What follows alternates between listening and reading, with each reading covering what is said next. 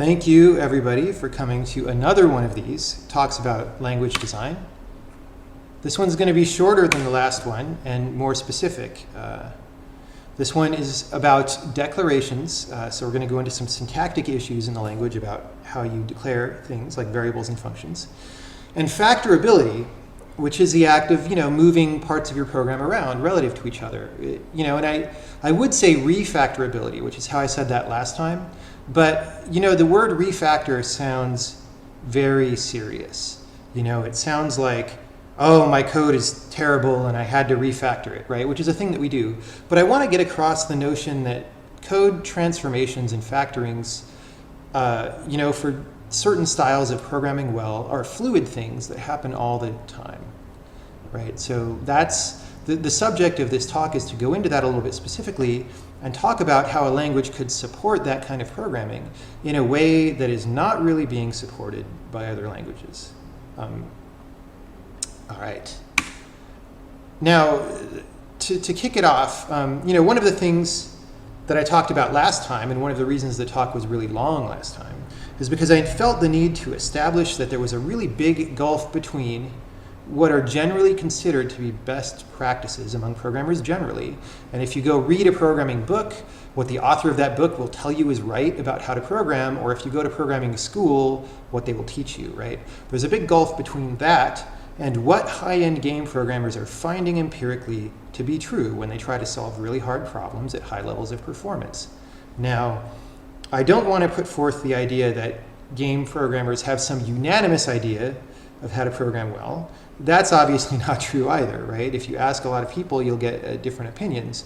But it is generally agreed among most high-end game programmers that I talk to that at least some subset of what are generally considered by the programming public to be best practices are actually destructive. Now, I wanted to point at another example of somebody saying these things, right? So it's not just me.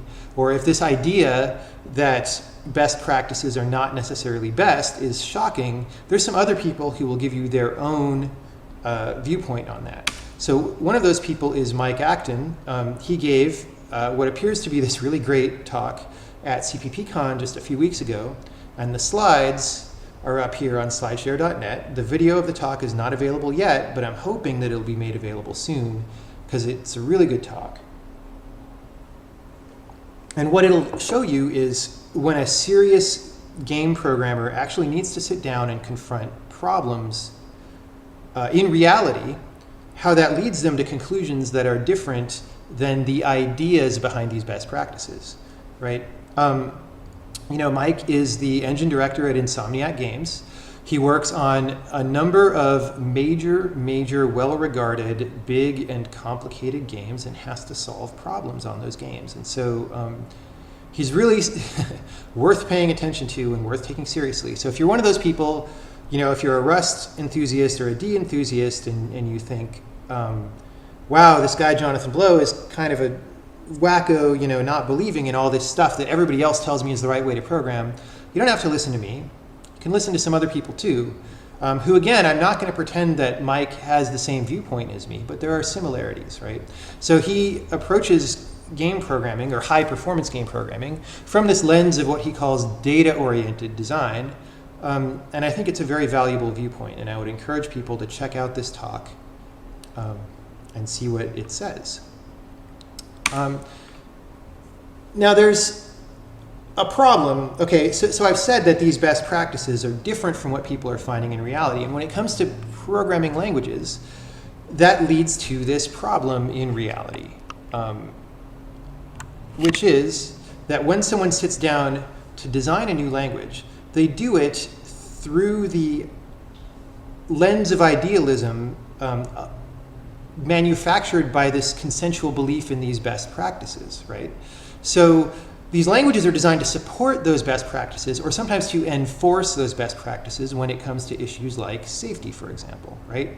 And again, the problem is that these so-called best practices are not actually compatible with what we are finding to be a good idea in high-end games. So these languages are trying to enforce things that are unproductive in the best case, or destructive in the worst case. And I'm gonna make at least a couple examples of that as we go later in the talk. But again, part of what I'm saying is just a recap of what happened last time. So if you saw the last time's talk and you didn't quite get it, maybe after these few slides you can go back there and re-listen to some of the points that were made there, with this understanding that there is very explicitly a cultural difference. And if you see something in one of these talks where it seems like I don't understand, you know, how you're supposed to wrap a pointer to be safe or something, it's not that. It's that I disagree, and that many people in games disagree. And we disagree because of empirical numbers that come back in our profile reports, right? Or just the experience of how hard it is to develop big software. Okay, so talking about best practices and talking about programming school, I want to kick into a little segment, which may be a recurring segment in future talks, called What I Learned in Programming School, right? One of the things that I learned in programming school is that anytime you write a really big function, well, you know, big functions can get really complicated and hard to understand. So if you write a big function and it looks like the function could easily be factored into smaller functions, each of which has an explicit and clear purpose, that you should do that, and that's good style and it helps you program better, right? So here at the top, I've got this function called major function, right? And here in comments where it's got like comment minor function 1, that's just a placeholder. Imagine there's a lot of code there that does some job that you could call minor function 1, right? I'm using the comments just because there's not room on the slide to put like a whole long function. But so you've got some code that does function 1 and some code that does function 2 and some code that does function 3. And in programming school, I learned that anytime you have that, you always, or almost all, very strong recommendation that you should immediately factor those functions. In fact, you shouldn't even write it like the top version. You should write it like the bottom version, where you identify what the functions are, then you write minor function 1 as some external function with a body, and here I've put the body in ... because who knows what it is? It's probably some non-trivial task, right? So you write those as separate functions, and then in the body of your major function, you just call those functions, right? Now, there are a few reasons why that seems like a good idea, right? It's easier to understand the function as a unit, and so it seems to logically follow that then it would be easier to understand your program, since you've made part of your program easier to understand, right? You provide greater code reuse, because if minor function 1 was buried inside major function, nobody else could call it, right? But as soon as you move it outside, anyone else in your program could call it, and that's good, right? And also by externalizing these functions, making them into their own objects. Object is not the right word, but you know. By making them into their own things with curly braces, you prevent the functions from flowing over into each other, which may help you structure the program more cleanly, right? Like if all this stuff was in one big block function, then you know the lines could cross over each other and the functionality could blur, and before too long you may not even know that you had 3 minor functions, right? So that was what I was taught in programming school, and through experience I came to understand that this is wrong. And the reason is that all of those good things that I said about why you want to factor come along with negative consequences, and those negative consequences are often bigger than the good thing that you got. So for example, by factoring minor function 1 out into its own body, you make it easier to understand minor function 1, maybe. Maybe that's not even true, because maybe if you just isolated it well enough in the main body, it would have been just as easy to understand. But you know, maybe you think that makes it easier to understand, but it actually makes your program as a whole harder to understand, because you've increased the number of functions in your program, right? The number of ideas that you're juggling around. And when you factor that function out, knowledge about that code that was previously explicit in your program becomes implicit, and implicit knowledge is easy to lose. You have to like keep it in your working set all the time when you edit that code. It makes it harder to program, actually. So what are some examples of this implicit knowledge that makes this a bad idea to factor? Well, for example, who even calls this function, right? If you you know, if this function is just inside a big block, if it's inside major function, then you know only major function can execute this code. It's not even calling a function, it's just inline, right? But if this function is out in a file somewhere, then suddenly it's an open question, like, well, I don't know, I have to search through the code to know who calls this function, or I have to use a third-party tool to report on my code graph or something like that. So that makes things harder, right? Another question that becomes raised, or knowledge that becomes implicit, is when the function is called, right? By which I mean what needs to be true in the rest of the program while calling this function. The program could be in all kinds of different weird states, and you know, what state does it have to be in? What are the preconditions and all that stuff? And you know, again, when it's embedded in a bigger piece of program, those questions aren't maybe completely answered, but the number of questions is reduced because now instead of 2 functions that you have to answer that for, there's only 1 question that you have to answer that for. And the fact that that other function is longer and more major may make it easier to answer. Now, when you do this factoring, you could try to provide this kind of information by commenting the function, but I claim that's not really a good idea. Okay, first of all, because writing informative and easy to understand comments is actually hard. How many of you have come to a comment later, even if it was written by you, and you're like, I don't understand what this is trying to tell me, and or I'm confused about something and this comment isn't clarifying. For me, that's actually a lot, or most comments, right? But the other thing about comments is when they try to state factual information about a program, your comment is essentially code that never runs, right? Your comment is trying to express constraints about relationships between things in the program, which is what code is, right? And as we all know, code that never runs probably has bugs. Your comments never run, so your comments probably have bugs, which means they misinform people, right? And also because it never runs, your comments never get tested, which means their statement of what is true is going to diverge from what is actually true in the program over time, because a program is not a static thing. It evolves over the course of the development cycle. So, the argument that you can make up for factoring and this loss of knowledge by inserting comments, I would claim is untrue. So, to recap that, when you factor out a function, the result of correct use of that function often depends on the outer state of the program, right? And if it looks like you can understand that function as a separate unit, maybe that's really helping you understand it, or maybe that's just deceiving you, right? And there's something subtle about the function that you didn't understand that introduces bugs. And after years of programming experience, I came to understand this at some subconscious level, but I never understood it fully consciously until I read an email that John Carmack sent to programmers at id Software in 2007 that lays it all out very specifically. Now, this is a really long email and it covers a lot of issues, and I'm not going to quote from the whole, or I'm not going to read the whole thing. It would take a while. But I'm going to isolate a few spots that are relevant to what I'm talking about. He starts by talking about relatively small code base for a simpler problem, right? The Armadillo aerospace rockets. And he says, the flight control code for the Armadillo rockets is only a few thousand lines of code. So I took the main tick function and started inlining all the subroutines, right? That's the reverse of the factoring process we were just talking about.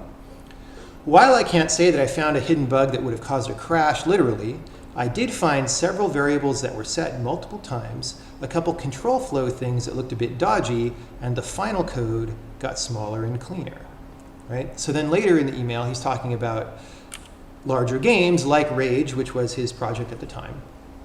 And he says, if something is going to be done once per frame, there is some value to having it happen in the outermost part of the frame loop, rather than buried deep inside some chain of functions that may wind up getting skipped for some reason. Besides awareness of the actual code being executed, inlining functions also has the benefit of not making it possible to call the function from other places. That sounds ridiculous, but there is a point to it.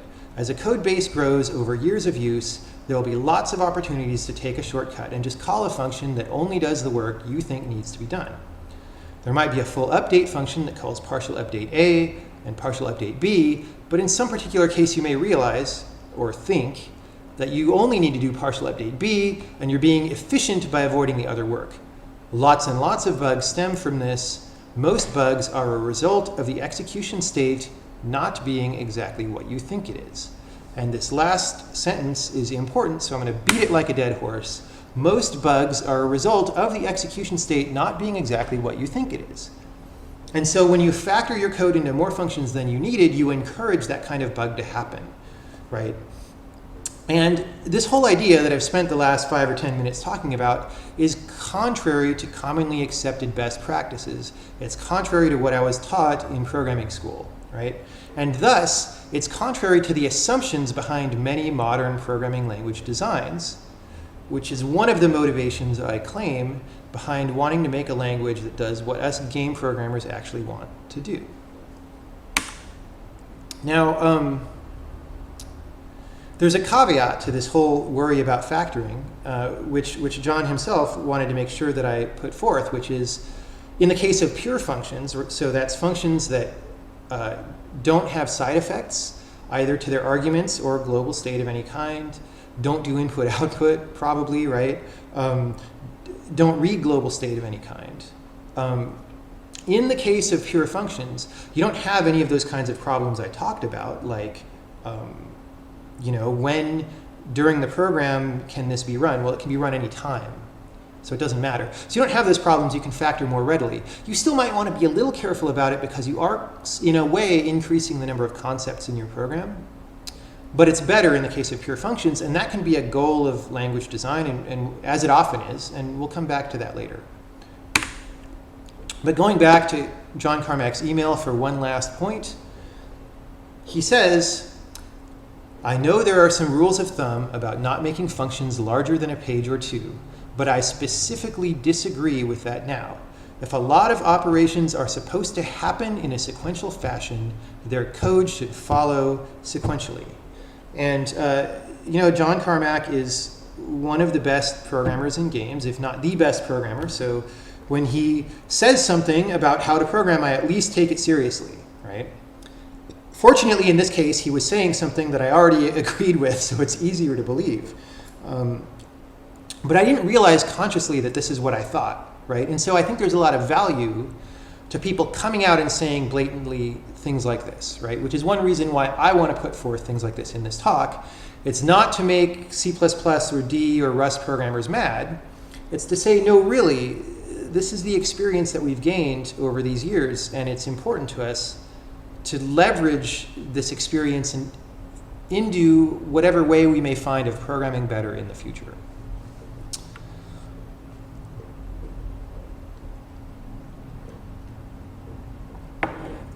So,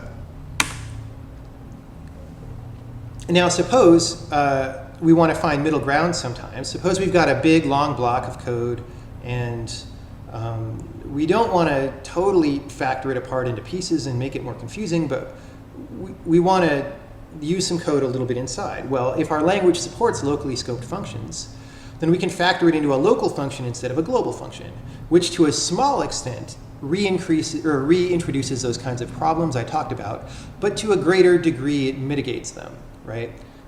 Which helps understandability of the program. So if a function's in local scope, we know who calls it. It's somebody else in that scope. We may not know exactly who if that scope is big, but it's greatly limited. It can't be anyone in the whole program, right?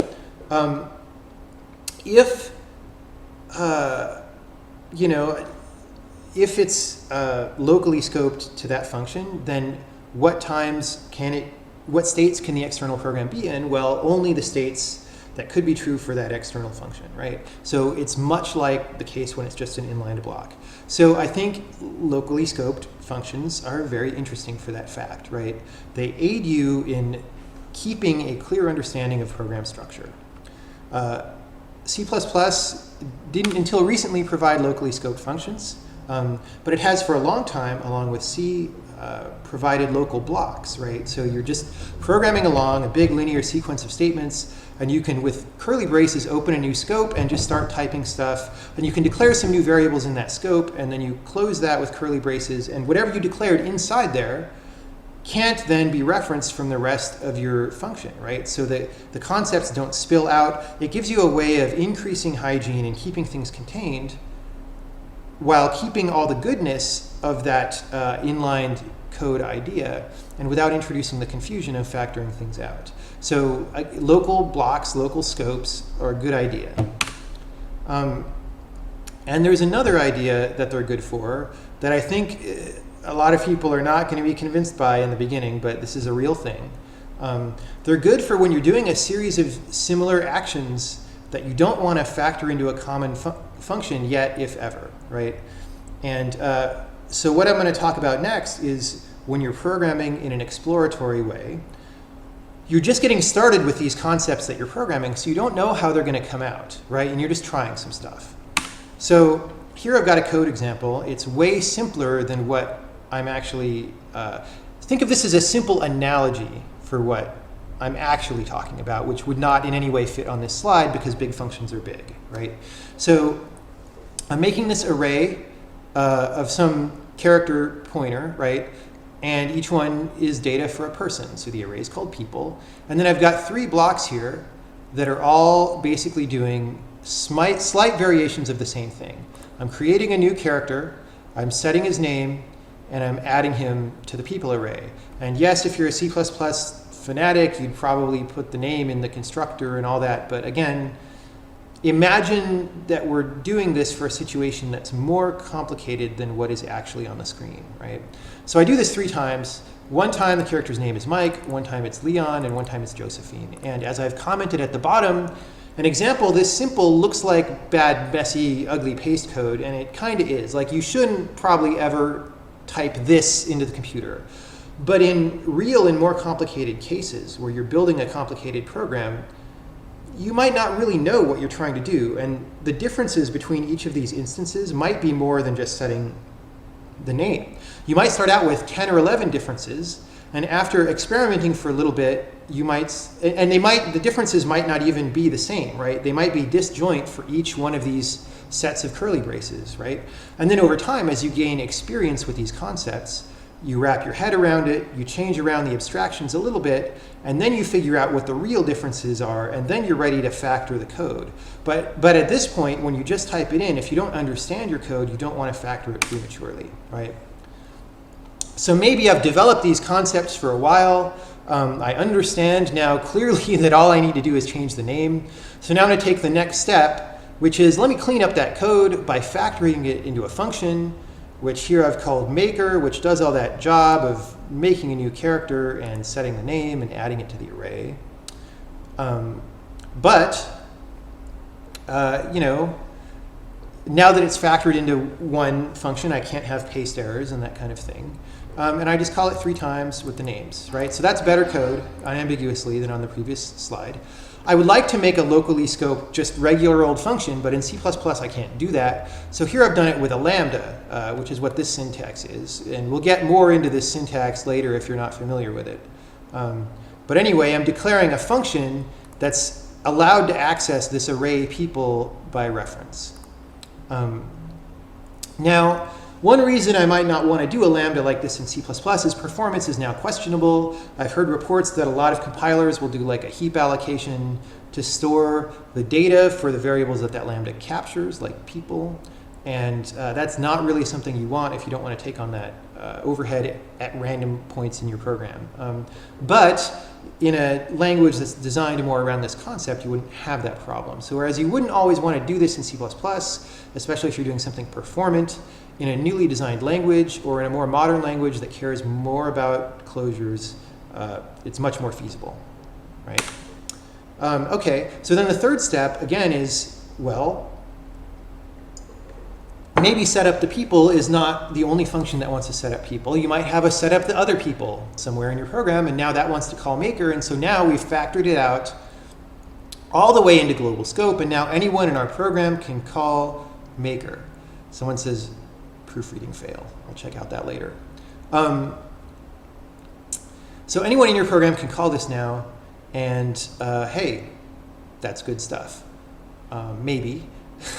Again, though, it brings in those complications that we were talking about later. Now note that the syntax for the function declaration changed between when it was a lambda and when it's in global scope, and why was that really necessary? We'll answer that. But people might be having this question, why do it this way in multiple stages? Why didn't you just write this version first, where you declare the function globally, and then you just call it a few times? And again, the reasons are because in a real world situation, you'll have a much more complicated set of constraints that you have to deal with, which may be very hard to think about. There may be many functions, there may be many disjoint requirements that you have for each function. And if you type that last version first, or the analogy of that last version for a much more complicated scenario, you'll usually be wrong, and you'll usually have to spend a lot of time and effort rewriting it and refactoring all that stuff. You might have to tear it up and rewrite it 3 or 4 times, right? And I know this from experience, because I used to program that way, and I used to have to rewrite that stuff all the time.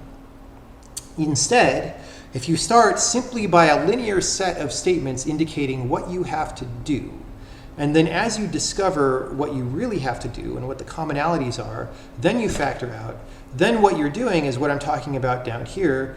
You're letting the solution to the problem determine the structure of your program, rather than deciding the structure of your program a priori and then hoping that you're right, that it conforms to the solution to your problem, right?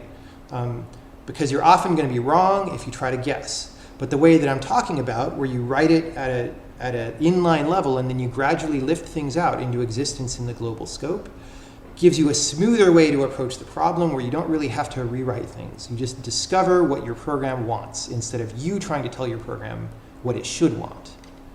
This is a very important point.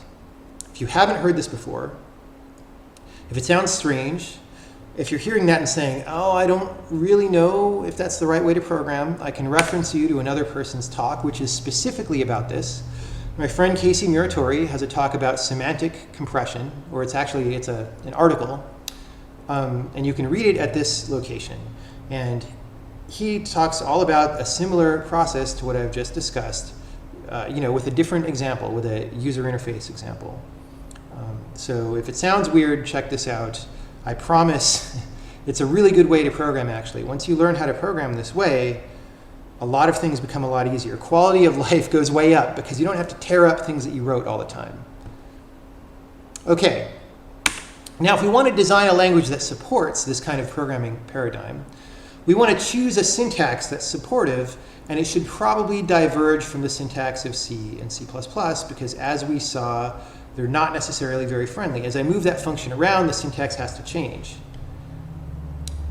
So let's start simpler than functions, though. Let's just start with declaring regular variables, scalars. My friend Sean Barrett, in response to the last talk, wrote in and said, hey, back when I was making a language, I came up with this assignment syntax where you use colon to mean you're declaring something, and equal to mean you're assigning something, right?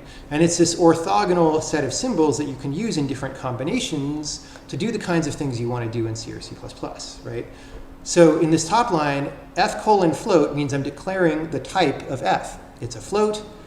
I haven't assigned it a value, right? The next line I'm saying f colon float equals 1. So f is a float with the value 1. So I'm declaring f and I'm initializing it.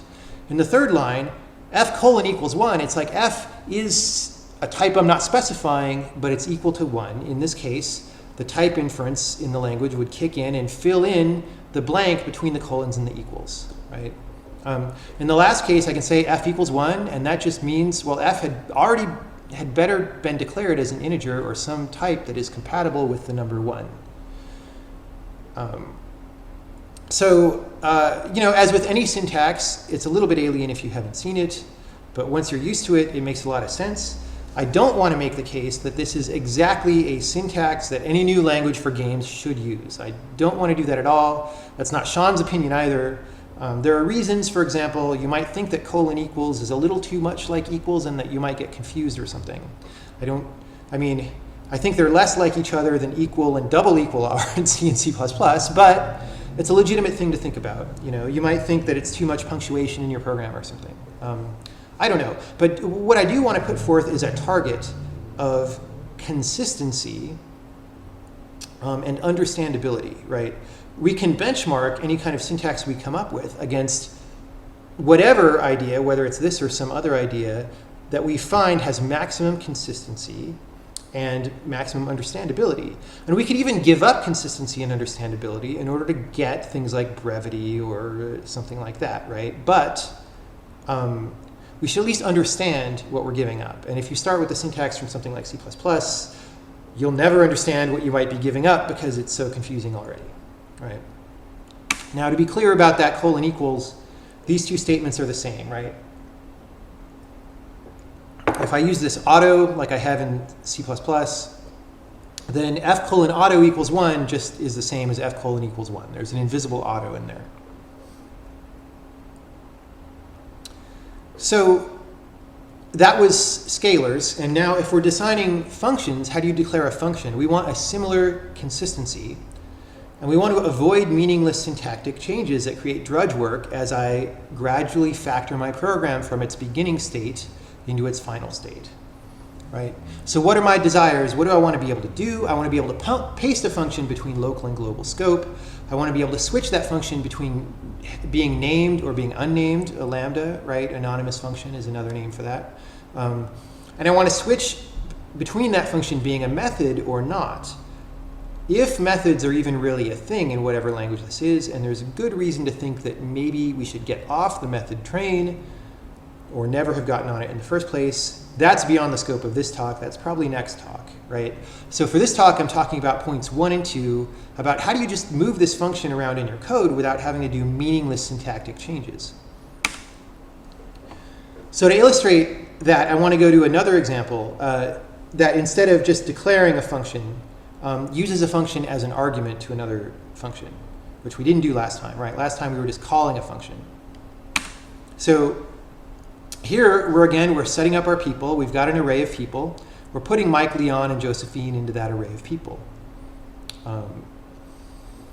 Now, we've put this locally scoped lambda down here. Well, it's even more than locally scoped. It's written inline to the function call, which is as locally scoped as you can get. So we've got some function somewhere that's not defined here called modify names, and it takes an array of things whose names we want to modify, and then it takes a function and that it applies to the name of each person in this array. And here's what our function does. It has an empty capture, so it only refers to its arguments, which there's one argument which is called name. And what it does is it looks for the first occurrence of the letter I in that name. And if it finds the letter I, it changes that I to an O, right? Really simple function, tractable to type it into this one point in the code. I have no idea when I type this if anyone else in the code is ever going to want to do this stupid thing of changing an I to an O. Maybe they will, but maybe not, right? So it's best from a code hygiene standpoint if I keep it here. Now, it's not obvious, so I've set up here this may or may not be considered good style. The reason you might not consider it good style is just because maybe this is hard to read when it's mashed into this function like this. I don't know. So you might prefer not to do this, but you might. It is a legitimate argument to be had, and I think it has a lot to do with the syntax of the language containing the lambdas. But anyway, this is one of the things lambdas are supposed to be for, is to be this light throwaway thing where I define a function, I use it, and then it's gone, and nobody else has to think about it, right? That's sort of the original motivation of a lambda. Okay, so now I want to use that same function twice because I now not only have an array of people, I have an array of cities as well. And I want to perform the same operation on both arrays. So I've factored out my anonymous function into something with a name. I've called it I to O. It's still declared as a lambda because you have to do that for local scope in C++. To be clear, this is still C++ code. It's not in our imaginary new language yet. Same function, right? It takes a name and it changes I to O in the name. And then we call this twice, right? We call it on people, we call it on cities. It's great that we factored it out instead of typing it twice, which would be horrible, because if we typed it twice, we'd make paste errors and we might fail to update one as we modify the code and all that stuff, right? So we want to factor it, but we only want to factor it as far as we need, which is right before we use it. However, all those performance caveats that I said before about lambdas apply here too, right? Okay, Ideally in C++, I would like to do this. So I'm going to flip back and forth so you can see the difference between these slides. I would like to just declare this with the same syntax as I declare a globally scoped function. But I can't do that. I have to do this. Why? Because C++. I don't know. And then again, at a later step, we might want to go to file scope, right? So now we want to let other people in this file call I to O. Not necessarily anyone in the program yet, because maybe I think that everyone who wants to modify names is contained within this file. So I'm still keeping hygiene. I'm declaring this as static, right? So that other people won't see me, they can't call me.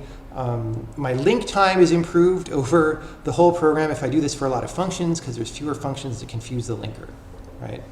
So that's a good idea. But then at some point, if I decide this becomes a really common function that really everybody wants to use, I can take away the static. Now the whole program can use this, right? So this is like this cycle that this one bit of code has gone through from being this little inlined, little bitty thing that nobody cares about to being a global concept that everybody cares about, right? And so this is about how relevant is this piece of functionality to the rest of the code. Controls where it lives in the program. So my point here is that code has a maturation cycle that it goes through. You don't just write the final thing, usually because you don't know what the final thing should be when you start. If you only have experience writing simple programs or programs for school, where they give you a stated exercise and you just have to type in the answer, then you won't necessarily believe that. But for complicated programs solving hard problems in the real world, you can't just write the final thing. You have to work your way there from humble beginnings. And so your programming language should be designed to support the transition from those humble beginnings to the final project or product. C++ doesn't help you with that very much, right? So let's switch to a different function. This is a very classic function, square, where I give it an argument x, and I return the square of x, right, x times x. Here's how you define it in C or C++. If you want to pass that as an argument to a function, then here's how that function has to declare the argument type so you can type check it, or at least that's the classic C way, which you can also use in C++. Now, suppose you don't want that to be a global function, though. Suppose you want it to be anonymous, like those early examples. Well, not only can you not quite declare the function in the same way, you have to use this capture syntax and auto and stuff that don't really apply to the global function. The argument type for the person who takes the function as an argument has to be totally different.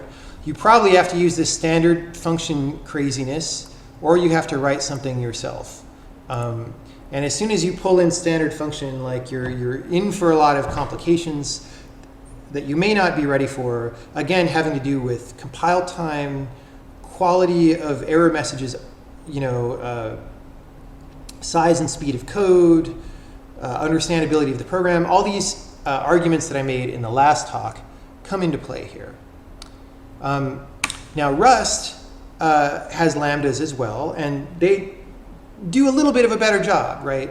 But there's still weird, meaningless syntactic differences that would inhibit a similar kind of code migration. Now, I apologize if I've made mistakes in this slide. I am not a Rust programmer, but this is my understanding according to the commonly available Rust documentation on the web. If I want to declare a function at global scope in Rust, like square, I use this syntax where I start out with fun, I declare the argument, I use this return value syntax that's really not different from the C++ lambda syntax. And then I give the body of the function. Curly braces are mandatory for the body of the function. But if I want a lambda and then name it as a local variable inside a function's local scope, then I have to use the pipe symbols to declare the argument list. Why? I don't know. And then curly braces are not mandatory for lambda function bodies. I guess they would go here, right around the x times x. They're not mandatory, although you can use them as long as you don't put a semicolon here. It's weird, right? It's, to me, relatively meaningless, and I'm not sure why they did it, unless they had problems parsing the syntax of their language and wanted to make it easier, which I would argue, implementation is always a concern, but the greater concern should be usability. right? But the good thing that Rust does is, at least to my understanding, the type of both these things is the same. So if you want to declare a function that takes both of these arguments, or that takes an argument that could be either of these things, then the type of the argument that you declare in that function header, not header, in the function declaration, is just like this, right? It's the same for both. You say it's some function, it takes an argument float, and it returns a float. So that's cool. That's better than C++, for sure. All right. But the fact that the syntax is different still bothers me, and the fact that as I migrate a function from very local to very global, I'm going to have to change the syntax still bothers me, right? To illustrate exactly why, I'm going to go back to another segment of what I learned in programming school. But this one is going to be a positive example of what I learned in programming school, which is something they taught me that is actually true, mostly true, and is actually a useful understanding, which is that anonymous functions, or lambdas, are really not a big deal, right? Lambdas are just functions without names. You use them for convenience. You often use them in cases where you want to do something light and simple and fire and forget and frictionless, right? It's great. It feels good to use them. However, if you're designing a language, right, or if you're programming and you think that they're a big deal, you're going to be bringing this mindset of encumbrance with you, and you're sort of working against the purpose of lambdas. And that's a problem. It's important not to do that, and I'll say why in a bit. Now, the language I was taught first in college was Scheme, which is a very simplified version of Lisp. In Scheme, you have the syntax where everything is parentheses, and if you were to define square, you would do it like this. Like, the function is always the first argument within parentheses, and then the arguments to the function are always the rest of the arguments in parentheses. So I'm defining a function called square that takes an argument called x, and it's times xx is how you compute it. You may notice there's no type information here. I would never recommend that people use Scheme for real purposes in the real world, precisely because it doesn't have type information. It doesn't, so you don't get static type checking.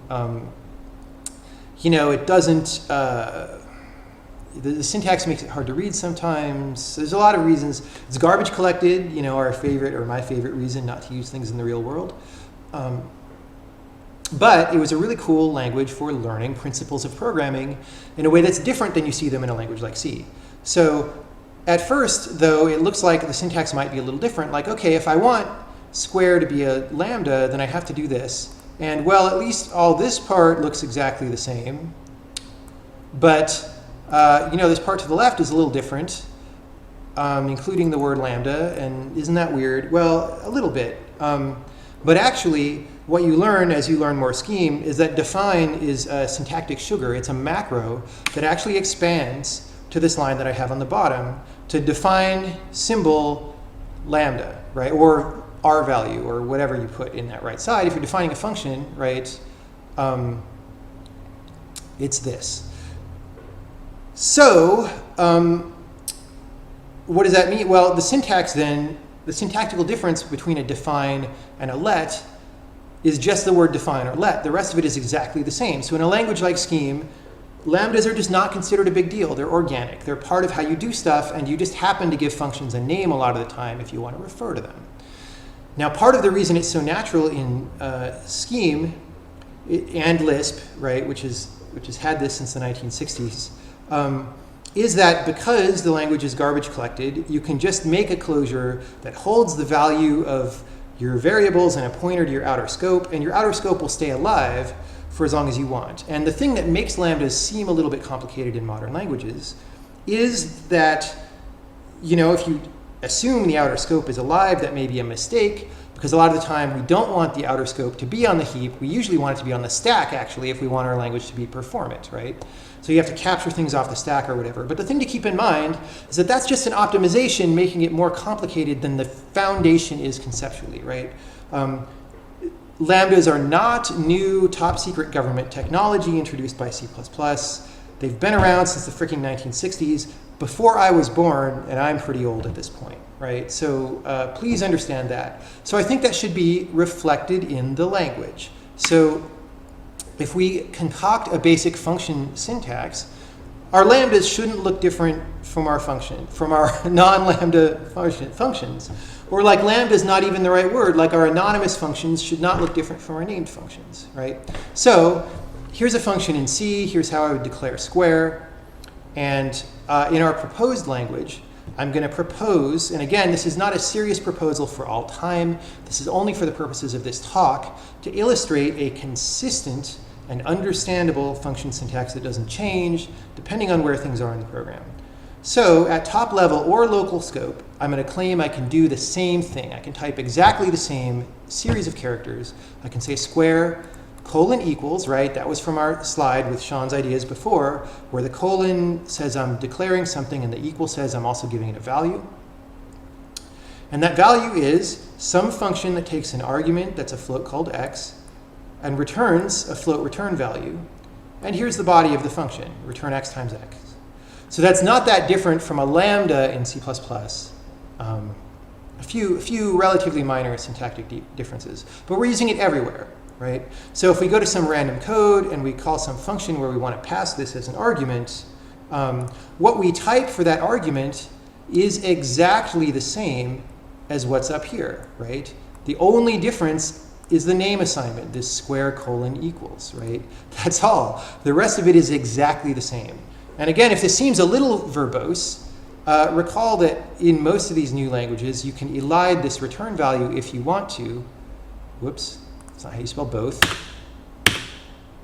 You can elide this return value and have it be implicit. I'm not sure that's a good idea because that return value can be valuable documentation about what your function does. But if you want to do that, you can. So now let's look through the kind of possibilities how you might use this with the colon and equals that were introduced earlier, right? So I can say some value f is being defined, so this is a new symbol, as a function that takes an argument float and returns an argument float, but I haven't given it a value. There's no equals here. So I'm not saying what function this is. I'm just saying f is some function with this type. Or I can say f colon equals, we're giving it a value, that type with this certain body. Now, note that we haven't specified the type in here because that would be really verbose, but because our function declaration also says the type, it's clear. So the implicit auto in here basically would say this if we bothered to type it all out, and we probably never would. So what's cool about this is the difference between a type declaration and the definition is just we add the body on the end, right? It's easy to understand. You don't have to remember like the name kind of goes in the middle of the function between the type and the body or whatever. You're just tacking stuff on, and that's cool. If f is already declared, and it's just some variable, and you have another variable existing lambda of the same type, you can assign f to that, right? Just with equals, like it would work in any language. And or if you didn't have it in an existing variable and you wanted to type it explicitly, you can type a thing, and the thing that you type is exactly the same thing that you would type if you were defining this as a function at local scope or at global scope, right? It's the same. No complications, because the simpler your language is, the nicer it is to program in usually. You can go too far, but usually the nicer it is and the fewer complications you have to absorb into your mental model, which means actually that we're free to spend that complication budget on other things that might give us new features. That's my claim, anyway. So lastly then, if I wanted to pass this as an argument to some other function, like we were doing with that function that changes i's to o's in people's names, then say we've got some function that does that called process array. You pass it an array of floats, and it's going to call some function on every float, like it's going to square every float or whatever you want to do. Well, here's the type of that function argument. It's not some crazy standard colon function thing. It's the same thing that we typed up here to declare the function. It's as straightforward as you can get. Here's the body of whatever that would be, which, you know, we don't need to go into that. So somebody might say, isn't this a relatively surface subject, right? This is just about syntax, and syntax isn't important. after programming in C++ for a while, I think syntax is actually very important, right? This is about that joy of programming, which, as I said last time, is very important to the morale of the programmer, right? If you are joyful while you're programming, if you enjoy what you're doing, then you're gonna, again, I claim, and in my experience and in the experience of many of my friends, you're gonna be much more productive. Or at least you'll have higher quality of life, which we all want, right? Just like I want to believe that my life has meaning, I want to feel that when I'm entering all these keystrokes, that those keystrokes have a meaning and a purpose. I don't want to feel like I'm doing meaningless drudge work just to move a function from one place to another, or just to move a variable from one place to another, right? That's annoying, and after a long time it grates on you. And header files are maybe the worst offender in that regard, but once you get rid of header files, there are other offenders that now become the worst offenders, and this is one of them. So that was anonymous functions, but they didn't really have closures, right? They didn't have a capture. Whenever we had a capture, it was empty. So now let's talk about capture. So if I'm in C++ and I want to define a function, I'm just calling it f now to fit it on a slide, but if you look at the body, it's a lot like square, where I'm multiplying x by x. But now I'm adding some y, and where does y come from? Well, it's not in the function arguments. It's still only a function that takes one argument. Where that y comes from is the value gets captured at the time that I declare or evaluate or whatever, depending on the language. At the time that I declare the function, I take on this value of y, right? And so what that means is I can pass this to that function that wanted things like square as an argument, but I've snuck in an extra value here, right, this y. Now I'm going to suggest, again, what seems like a minor syntactic change, but that actually I think turns out to be kind of major and to inspire really interesting and useful ideas, which is part of what I love about thinking about programming languages. Is we get these surprises, like, oh, I thought this was a tiny thing, but it turns out to be big. So instead of this capturing y over on the left, I'm going to say that we're capturing y over on the right, right? And the rest of the syntax is just what we proposed. We've got the colon equals, we've got the arrow for the return value, right? So again, this is the type of the function, this is the capture, and this is the body of the function.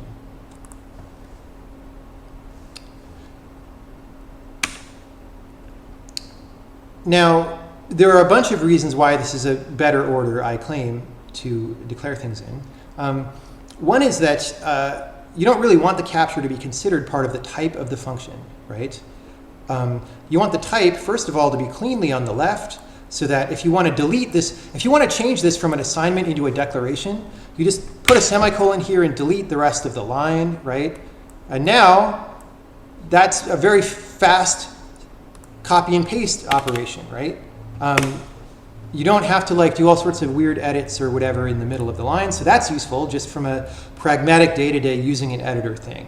But also, if you pass this to a function, what does that function care about? Well, if you're overly constrained in a language like C++, by default it would care about the capture because that determines how much storage the function takes. But in usage, we actually don't want anyone to care about that, which is why standard function provides type erasure to get rid of the capture, right? So what we really care about is how many arguments does it take and what is the return type, right? That's what we want the type checking in our language to do for us, is to make sure when we provide a function that that function is what the callee expects you to pass it, right? Or what the struct member expects to be stored on the struct or whatever, right? So we want the type by itself. The capture is not part of the type. Instead, you can think of the capture as a property of the code block and not of the function header or the type declaration of the function. Now, once you think of the capture as being part of the block, you can apply it to any block suddenly, right?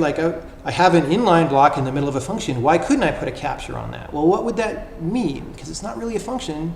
So it's not really capturing a value. That's a value that that block could already access. So what's the point of that? The point of that is a capture restricts you so that you can't read any other variables, just like the lambda wouldn't be able to, right? So what happens all the time to me, is it happened just the other day, I'm writing a bunch of straight line code, and then I have some local block in that code that I decide it's time to move into a function.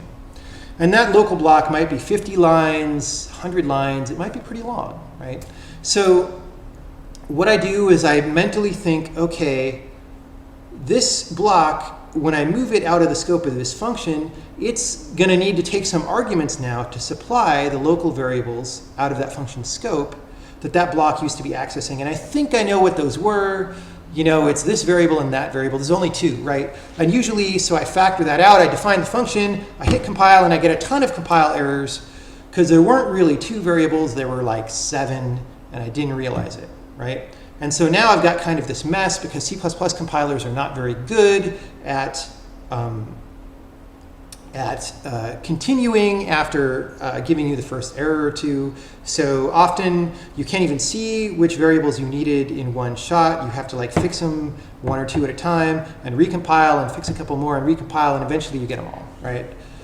But imagine that instead of factoring straight into a function straight away, you could just open up a little capture straight in front of the block, right? Just by typing the little square brackets with some variables in it.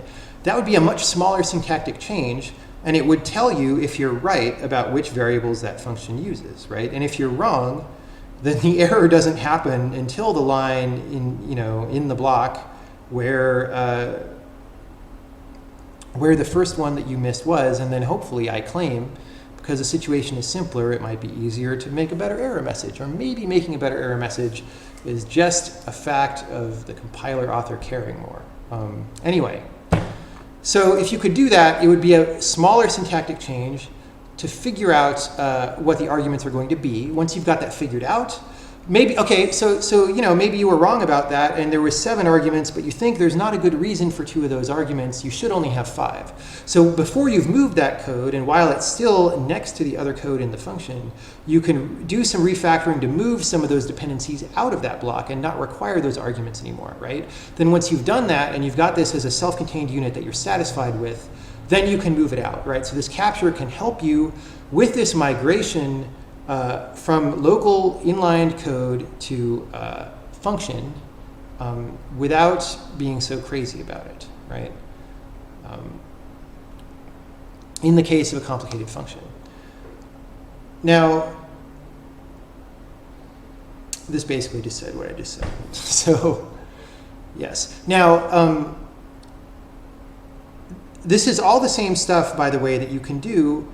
Basically, everything I just said, you can achieve by doing a lambda like right where that block is and using that as a temporary state, right? C doesn't support that, but C++ does. But the problem is that for a little bit at least, now you've got a confusing situation where you're going past the lambda, right? Because you're defining the lambda and then at the bottom is the call to the lambda. And so you're taking code flow that used to be linear and you're making it nonlinear for a bit. And then maybe you check that in and go home and leave it there. Or maybe there's some unresolved questions about how you factored better and leave it there. And so for a while, you've actually made your code more confusing. So if you do the capture, you've actually not made the code more confusing. You've made it less confusing because it just continues in a straight line. People might be thinking I'm talking a little too abstractly here, so here's some actual code, right? So you've got some big function. A lot of code happens up here.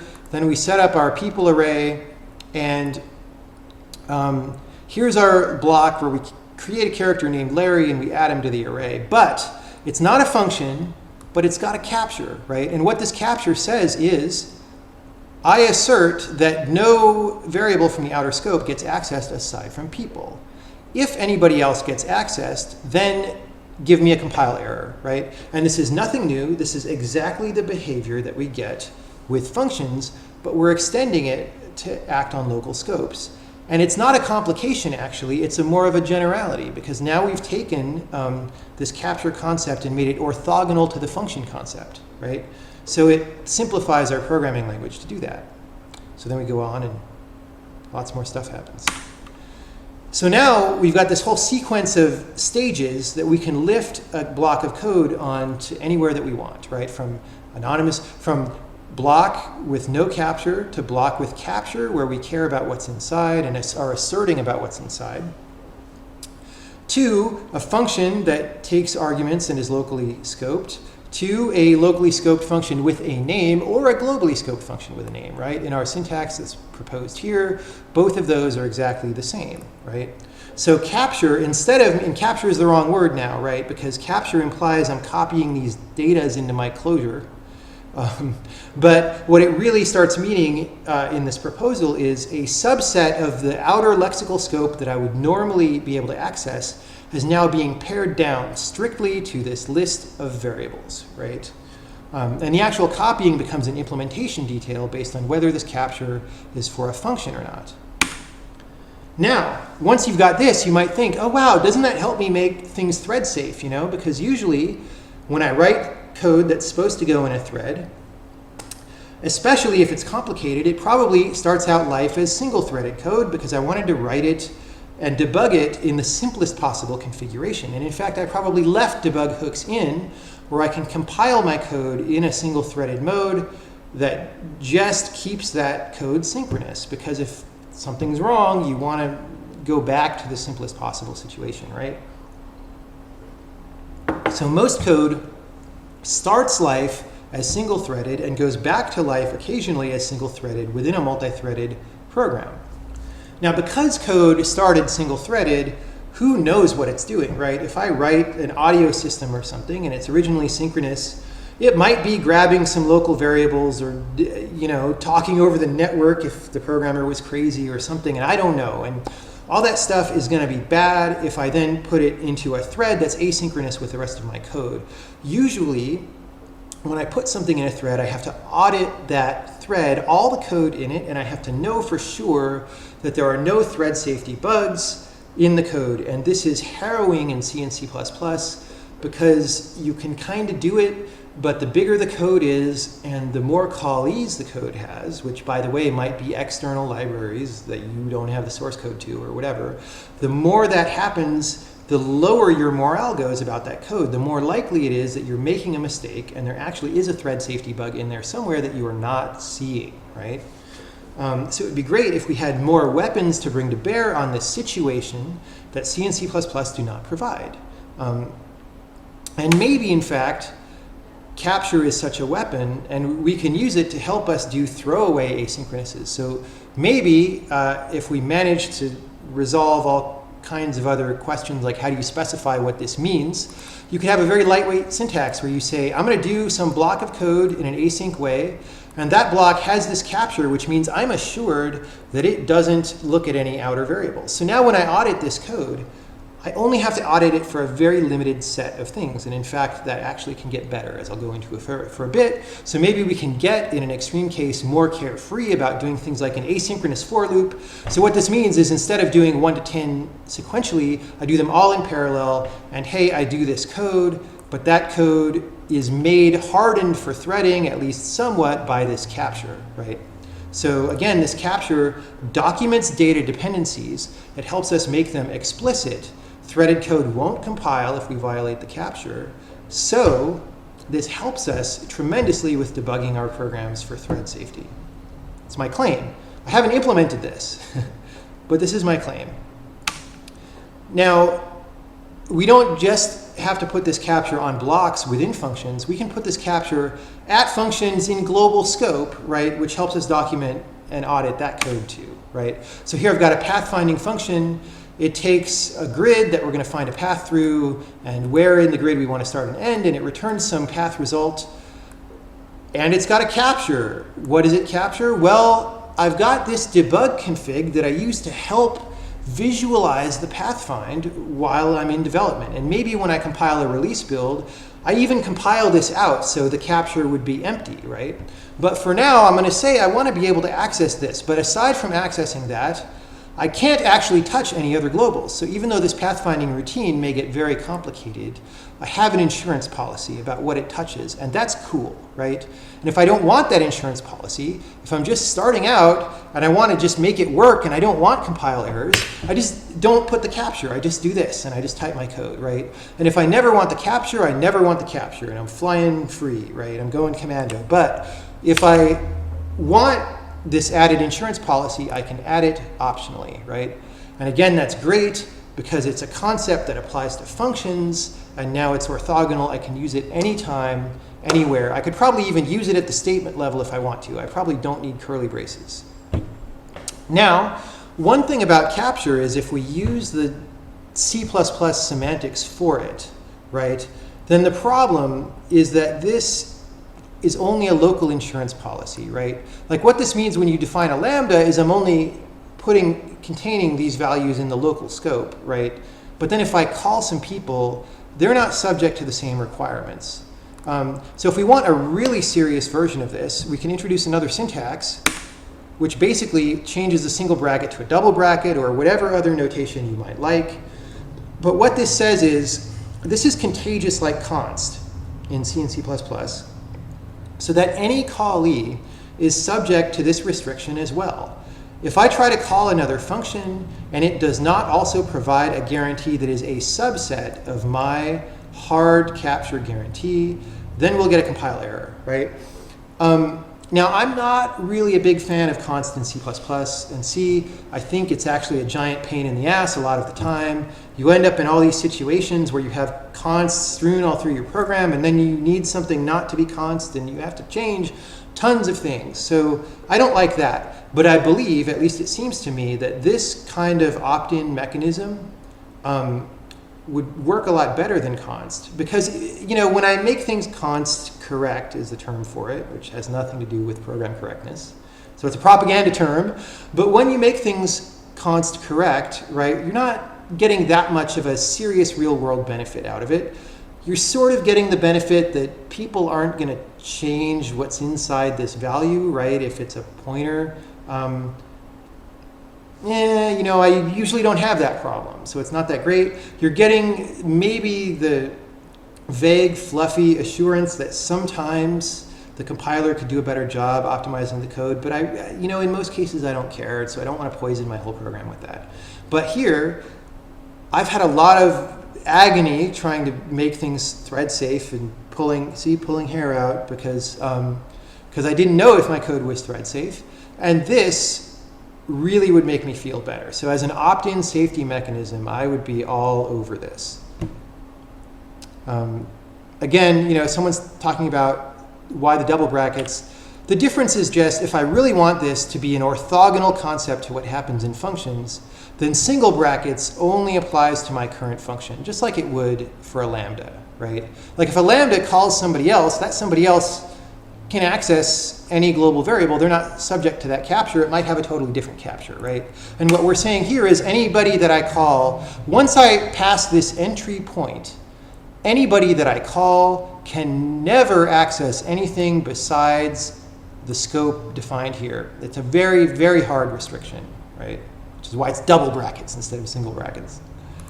Anyway, so like I said, well, there's another benefit to this, which is not just generally that it helps us with things, but you know, a lot of the time, or as I said at the beginning of the talk, one of the times when you don't have to worry so much about factoring code out is when you're factoring it into a pure function, right? Because pure functions don't have these problems about what's the external state of the program, right? They don't have problems like what side effect is happening, because they don't have side effects, right? So, and it doesn't matter who's calling it really, because it can't do anything to the rest of your program. So usually it doesn't matter. It matters if you want to change the body of the function, then you have to sort of know what impact that's going to have. But the problems are a lot less. So the thing about that is in C and C++, you can declare with const that your function is kind of pure, but that won't prevent you from reading global variables, right? So what captures do is it helps you ensure that your theoretically pure function actually is pure, which for a small function may not be that hard to verify, but for a big function that like has macros in it or calls a lot of other functions, it could actually be pretty hard to verify. C and C++ don't let you do that, but with a capture on that function, we can do it trivially, and that is pretty cool. With a hard capture, like I was saying, not a soft lambda style capture. Now, another way of phrasing what I was doing with the other functions that read global state or that have side effects, is we're helping to make those impure functions more like pure functions, right? Because we're documenting their data dependencies, which will help us reduce their data dependencies because they're made very explicit in the code. And in fact, you might have a good reason to factor a big function into two smaller functions if one of those smaller functions has many fewer data dependencies and is therefore easier to audit, right? That's a real reason to factor something into smaller functions. So again, code has a maturation cycle, right? And this proposed syntax supports or understands that maturation cycle and tries to make it go well, right? You write code without the captures, you put the captures in when you want, it's completely opt-in. Now, this is one idea I have about making a language about what we, serious game programmers, want to do, right? If you look at a lot of other modern languages, they have weird propaganda that, in my opinion, is not based in reality. Like, you shouldn't ever declare global variables, you know? So in Java, you can't declare globals. People want globals. What do? They make a static class and use that as globals. It's stupid. They have to do it, like the language is making them run through hoops, right? In Rust, they had this policy, no, you can't have globals. And now, you know, apparently that's changed a little bit, and they're saying, okay, you can access globals, but you have to do it inside unsafe, because using globals is unsafe. And that's not really true, right? I think this is kind of dogmatic propaganda that someone decided is good programming style, right? It's not enforced by empiric data that I've ever seen, or, you know, that's unambiguous or anything like that. Of course, you can argue for anything in the programming world, so I'm also not saying that that's conclusionary. But, you know, I think this is the kind of decision that's made, like I talked about last time, through this justification of like, oh, you're preventing bad programmers from making mistakes and wrecking your code. I don't care so much about that. I want to help good programmers do the best that they can do, right? When a language does this to me, when they say, you can't use global variables, I feel like it's treating me like a child, and I want it to stop, right? It's lowering my quality of life. It's making me miserable. If I have to type unsafe everywhere I use globals a lot, right? Especially in higher level gameplay code that doesn't have to be so unsafe, right? Or that doesn't have to be so thread safe, that doesn't have to be so performant. You might be using globals all the time, right? And in Rust, if you put unsafe around all that, then you're throwing away Rust safety mechanisms, which theoretically you want, right? So it's this weird, these languages have this weird succumbing to propaganda that I would rather not do, right? Even though I just spent a few slides talking about the problems with global variables, games want global variables. They de facto will use a great truckload of global variables. If you've never seen how many globals are in a game, a big game especially, take a look sometime. It's a lot, especially when you count all the texture maps and meshes as global variables, which usually we would factor those into some other management class. But seriously, there's just a lot of global data in a game. And so the case I'm trying to make is that a lot of these new languages, instead of, you know, they're kind of going overboard by making this like forbidden fruit of global variables. Instead, we can gain safety when we want it, and only when we want it, and therefore not induce friction on the rest of the language by using this kind of capture idea and making it a lot easier to audit the leaf code of our game, which is the code that needs to be performant and thread safe and all those things. Right? So my case is a language needs to understand the maturation cycle of code that I've discussed through several examples here. Our development cycles are really long, and if we have to pay for safety through the entire development cycle, that constant friction adds up. It drives up the cost and may be so big that it prevents us from finishing the game, right? If we're trying to push a big boulder up the hill, the more friction there is on that pushing, the harder it is to push it, the lower the probability is that we will finish and the lower quality of life we will have, right? So if you can optionally pay for increased safety when you're ready to ship and only then, or only when you're trying to debug the program, that's a win. And we want a language that helps us do that, not a language that's trying to like force us into paradigms we don't want and don't believe. So that's about it. To close, I'm going to go back to another quote from that same John Carmack email, where he gives an extreme example of what I'm talking about here. He says, most of you have probably read various popular articles about the development process that produces the space shuttle software.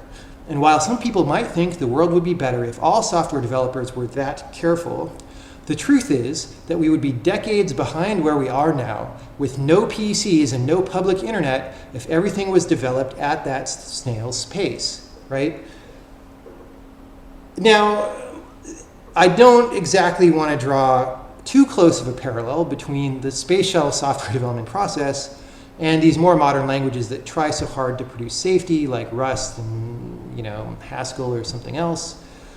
But there is an analogy to be made, right? There is this induction of friction throughout the entire development process in the name of safety, and I claim that that's inappropriate for game programming in most cases, right? The safety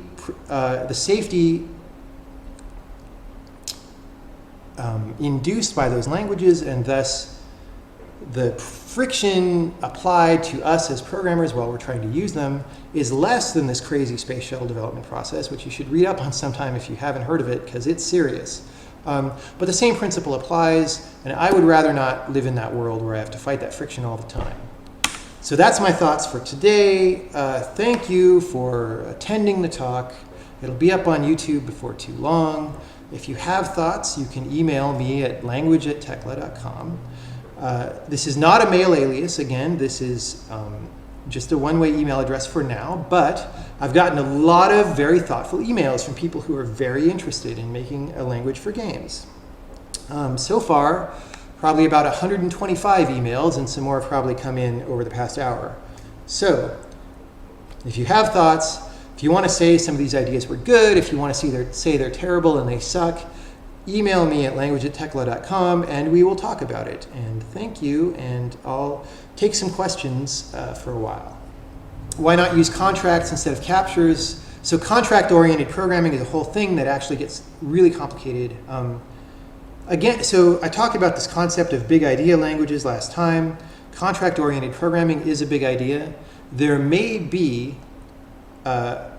sub-ideas from that big idea that are very useful and obvious to us now. However, as far as I'm concerned, it's not proven on big projects of the kind that we do in games that have to be performant, that have to talk to hardware, they have to be like, and when I say performant, I don't mean what a web developer would think of as performant. I mean like using the computer as fast as you humanly possibly can, right? You know, like our concerns are just different than the concerns of the people making these kind of languages. If a contract-oriented person is saying, but no, all these things go in as zero-cost abstractions and they won't affect performance, that's not exactly true. There's a C++ talk by Chandler Carruth about so-called zero-cost abstractions in C++. I don't have the URL handy, but in that, he talks about how cost happens quite easily and quickly, and it's actually quite hard to get rid of the cost when you would think that your abstractions are zero cost. So yeah, take a look at that. Maybe I'll dig out the link for my next talk. But my point is, again, with contract-oriented programming, I don't think we should say, hey, let's all dive into the pool. I hope there's no sharks in there. Especially because the effort that would go towards implementing that may take away, or clearly does, because you've only got a limited amount of effort to build anything, does take away from the effort required to do things that game programmers probably directly care about. So until we agree as a community that something is a really good idea, we probably shouldn't do it, especially if it's complicated and controls the shape of the whole language. I'm a strong believer about code maturation cycle. Do you think that this cycle could be applied to memory and type? For example, garbage collect until you specify how to control the memory. I don't know about garbage collection specifically, and the reason is that, you know, usually the way you go from non-garbage collected code to, or that you go from garbage collected code to non-garbage collected code is that first your code isn't marked up at all, and then later you have to find all these specific parts that aren't marked up about where you have to free memory. And that seems error prone to me, and it seems frictionful, which is not to say that it would be. I mean, I'm not saying it's a bad idea. You could try it. I've never tried it. I don't know how it goes, but maybe. maybe you could do that. I just feel like, in the earlier part of this talk, I focused on having a syntax where as you migrate code around, as you change its level of exposure to the main program, the syntax stays mostly invariant. And, as you go from non-garbage collected to garbage collected, probably the syntax doesn't stay invariant. Now, maybe in many cases you can make the syntactical changes small, as I was talking about in last time's talk, but I'm not sure. I've never tried it. So it's an interesting idea. You could try it sometime, but I still would want to get rid of all the garbage collection before I ship, that's for sure.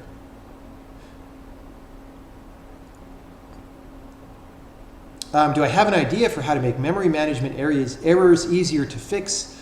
I talked about that at length in the last talk, if you didn't see that one. I went through it at a number of different ideas, actually. How do I think templates, generics, and function overloading would work given this syntax? That is an interesting question. Probably if I can fit it all into the next talk is going to be about the combination of method versus function and overloading versus not overloading.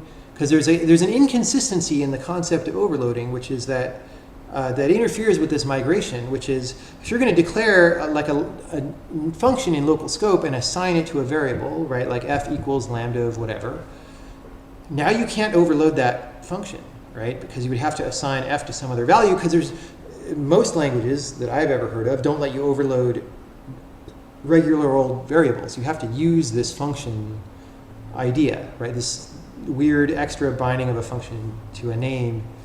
And I was going to say extrajudicial binding of a function to a name, which maybe I'll keep that. I don't know. So there's this weird thing that we don't think about, that's the only reason why overloading works is because functions are really different from regular variables.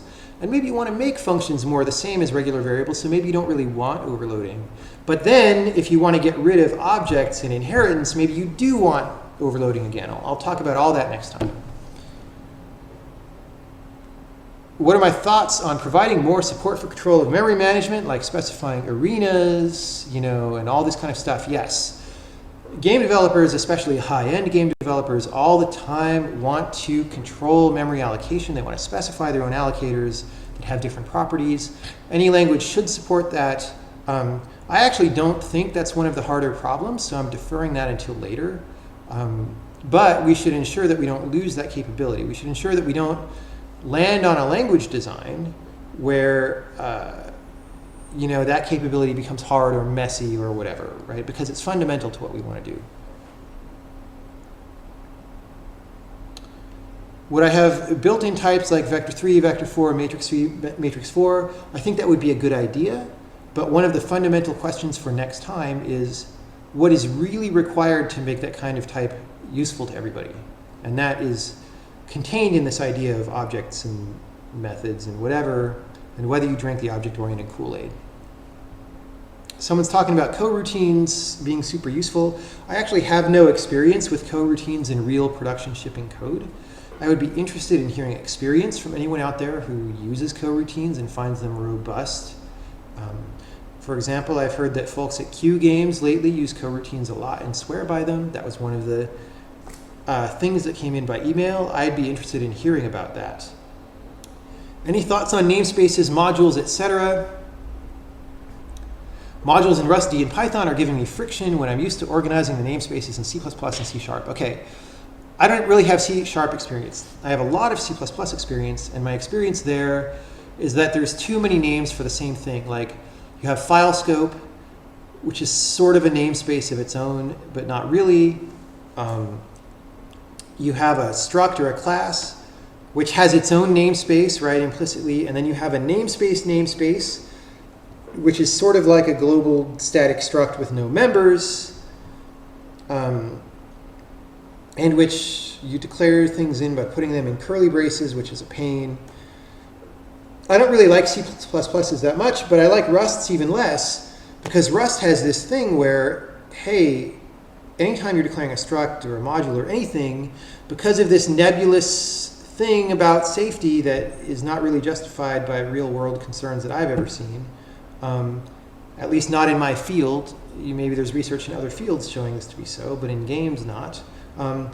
They've decided that these things should not be public by default, right? They should only, like a member of a struct should only be seen by people in that struct. A member of a module should only be seen by people in a module. So now when you write code, you have to put pub for public in front of every frickin' member of a struct, and it's a nightmare. So, I mean, it's just tedious, right? But I don't want tedium. I want quality of life. I want to feel like my language is working with me instead of against me. There are many good things about Rust. Again, I don't want to come off as a total Rust naysayer. The language has a lot of good things about it. That is not one of them. One of the most important factors in adopting a new language is considering what the standard library would provide. Given that this proposed language is for games, what would be included in the standard library? I think there should be one. I think it should provide some basic stuff, like, for example, matrix and vector types. I think you can't just put matrix and vector types in there and expect them to be the best thing for everybody to use.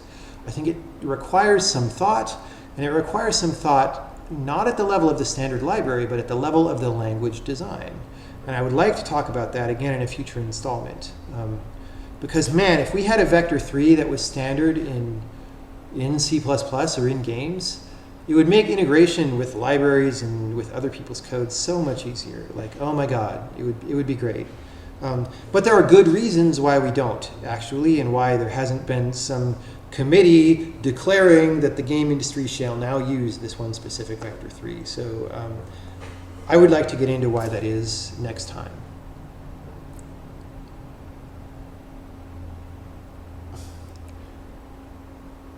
Someone is saying, because of the way these modules work, their date time module was a single 30,000 line file. Cool. I don't necessarily think that's bad, actually, unless it impacts your compile time heavily or something. Just like I don't think functions have to be small. My biggest function in the witness is like 14,000 lines, I think. I don't think files have to be small. Maybe it's 17,000 lines. Trying again, how do captures differ from call by reference and restricting scope access? I think the captures should be function arguments. Maybe you could do capture as function arguments, but the problem with those function arguments is that if somebody else wants to take your function, right, as an argument and apply it, right, as you often do with lambdas, then you'll get a type checking mismatch, because those additional arguments that are now out parameters or whatever do not match the type declared in the function, right? And you want that. You want the generality to have different captures without a type mismatch. So I think it's a better idea to not pretend they're parameters. I think it's better to call it capture. However, maybe we decide that's not true, and it simplifies the syntax to put the capture in the parentheses, and it's just at the end. Like, maybe after you're done with all your function arguments, you put and captures these things. Like, that would be cool too. It might be more readable, it might be less readable, but that wouldn't really apply to blocks anymore, because blocks don't have argument lists. So now you have to say that blocks have argument lists, which maybe makes them more, it might confuse things, it might be better, I don't know. It's a cool idea, should be thought about.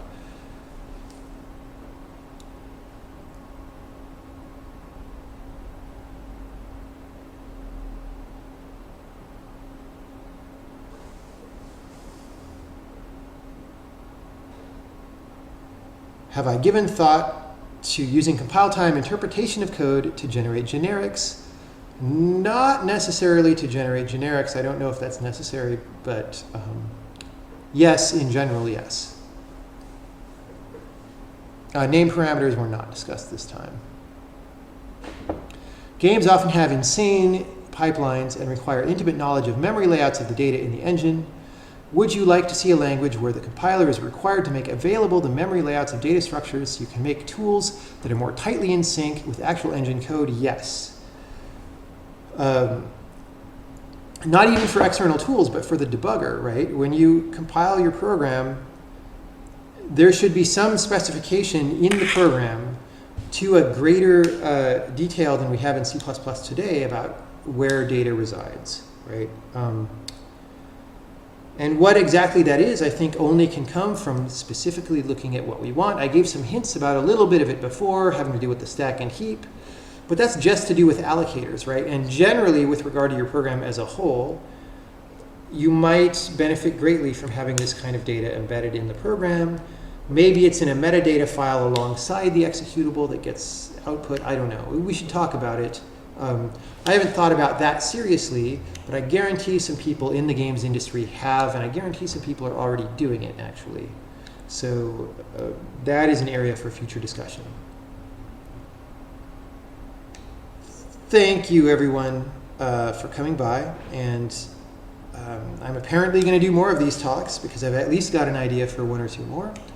So I look forward to doing those in the future. I'm going to post this one up on YouTube sometime, maybe tomorrow. We'll see. Thank you again. And again, email me here at language@tekla.com with comments, suggestions, etc. Good night. Have a good evening. Have a good morning. In whatever part of the world you are and whatever time it may be.